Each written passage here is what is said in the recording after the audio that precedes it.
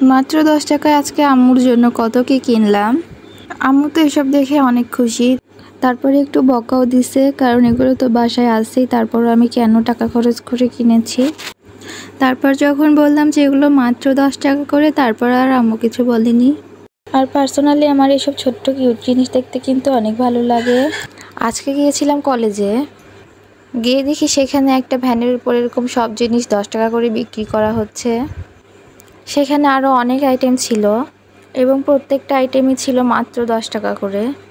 এই যে স্ট্যান্ডটা দেখতে পাচ্ছেন, এটাও কিন্তু মাত্র 10 টাকা।